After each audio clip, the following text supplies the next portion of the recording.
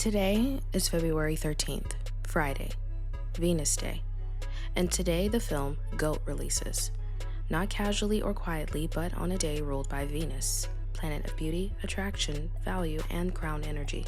Here's where it gets interesting because GOAT is not the only film circling with a particular archetype. The film Him, which mirrors a similar arc of pursuit, pressure, and transformation, was also supposed to be titled GOAT. Two films, same crown, same mountain, same archetype of ascent to become the greatest of all time, both orbiting the idea of one body rising above the rest. This is not random branding or archetype repetition. GOAT is produced by Steph Curry, not just an athlete or a player, but one of the modern faces of the GOAT debate. He plays for the Golden State Warriors.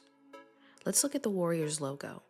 A bridge inside a circle, a passage framed like an eye, a gate that looks watched, a crossing inside a closed system, bridge, eye, portal, surveillance.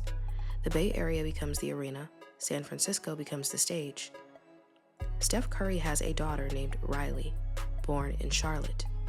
But the Riley the culture may remember lives also in San Francisco. Maybe you're familiar with the Disney Pixar film Inside Out. A girl named Riley whose entire world is run by headquarters, an inner control room. Inside Out takes place in San Francisco, home of many technology companies in the Bay Area. The same orbit as the Warriors, the same orbit as Levi Stadium where we just had the Super Bowl. So now you have Riley in real life, Riley in animated myth, San Francisco as external stage, and headquarters as an internal operator, inner control room, outer arena.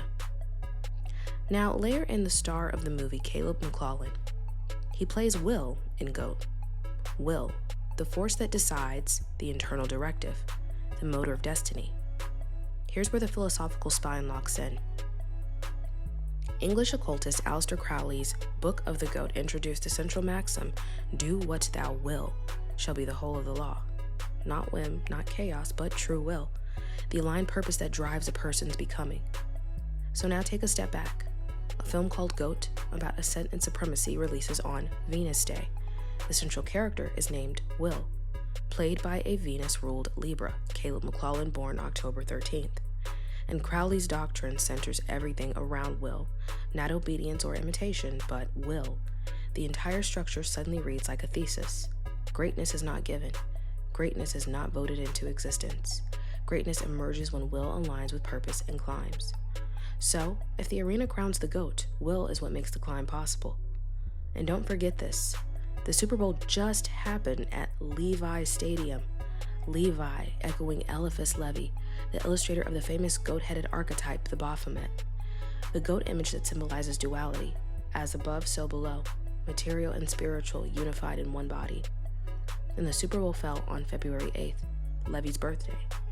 So now the goat archetype echoes across the stadium name, the historical illustrator, the GOAT title, the GOAT debate, and the GOAT producer. And today on the 13th, a number long associated with transformation, GOAT releases on a Venus Day with a character named Will at its center. So, let's say it clearly. The GOAT archetype, the GOAT title, the GOAT producer, the GOAT debate, the GOAT illustrator.